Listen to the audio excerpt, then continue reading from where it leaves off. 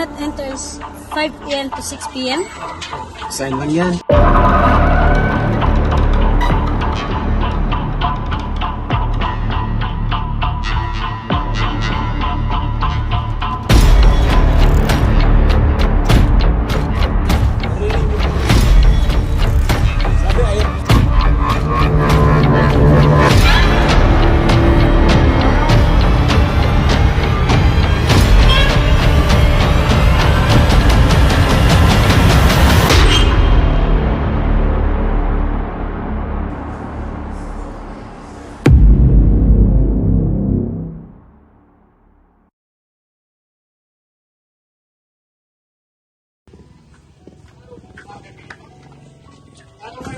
Hi guys! Hi guys.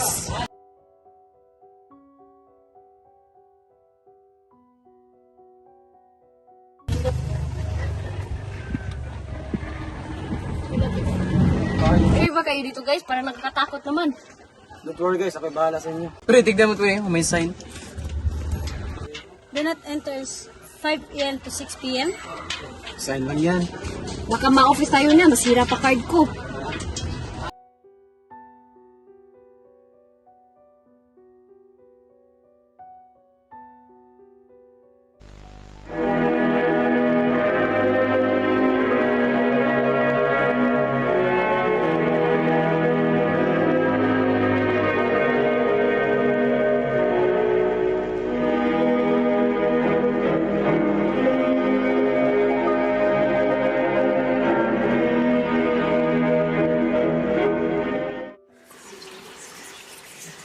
Naririnig nyo ba yun guys?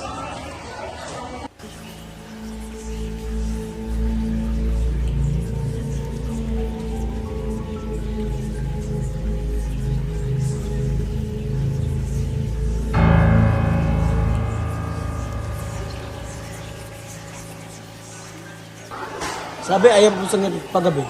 Sabi ko sa inyo, okay lang eh. Si Principal Habdir ba yun? Si Sir Tatoy din oh. Lahat ng guro natin yan.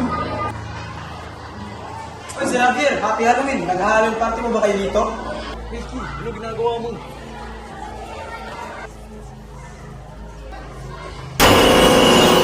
Sir! Wag po! Sir! Wag po! Hulihin mo sila!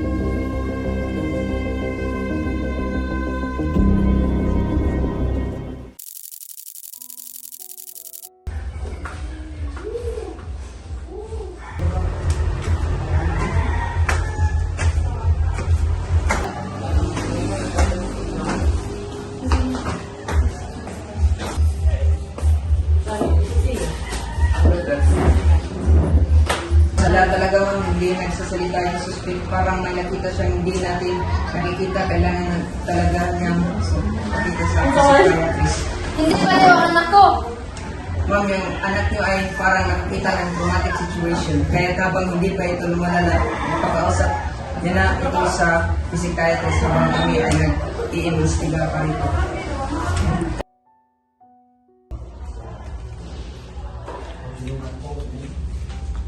Kausap ko ngayong anak at tumingin siya sa pader at natakot kahit wala na po nakalagay doon. At binigyan ko siya ng papel at ballpen at ito ang dininurin niya.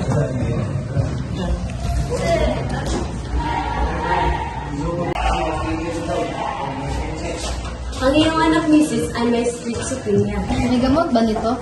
Sadly, wala pa. Pero manage po naman ito. Pwede kayong mag-adapt ng K9 para matulungan siya kung hallucination ba ito or totoo talaga. Salamat. Hindi baliw ang anak ko. Sam, sama tayo umuwi. Huwag na, may gagawin pala ako. Ka ba, pag-gabi na din naman. Okay lang talaga. Sam, okay ka lang? Oo, sige, paalam.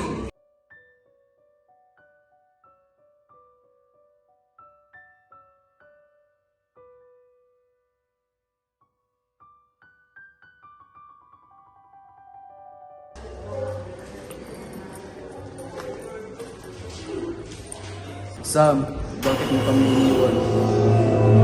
Sam, bakit hindi mo ako tinulungan? Sam, bakit mo sila hinayaan ng mabuti?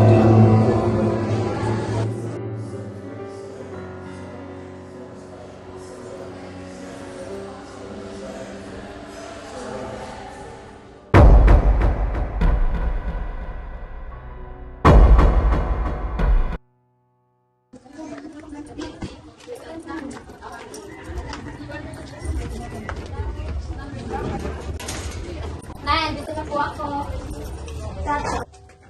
Ka nang nakauwi na ka. May ginagawa lang po, Nay. Ano pong ulam? Nagluluto pa ako na. Sige, Nay, matutulog muna ako sa gilid. Sige, gigisingin lang kita pag naluto na.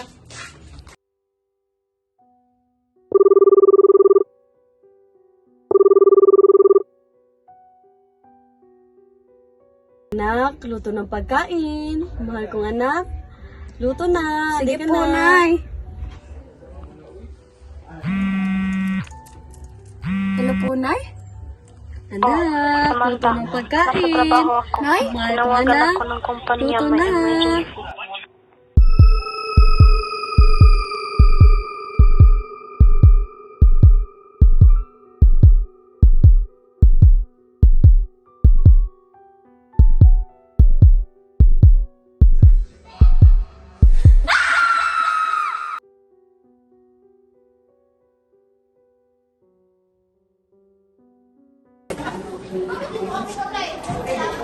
Guys, alaman niyo ba na nasa member sa Manta?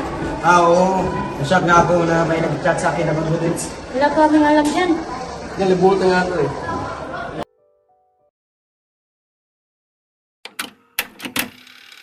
So, false report lang pala to. Yes, turns out na her missing friends just went on a vacation for Halloween. Relatives, parents, and friends were shocked nung narinig nila yung news. And I dig to the child's record. Turns out she has schizophrenia. I quote, "There's no such thing these days." Lumala ito dahil yung mother din ng student also has a mental issue. Hindi namin alam na may CCTV pala yung paaralan. Nag-aksaya lang pala kami ng oras.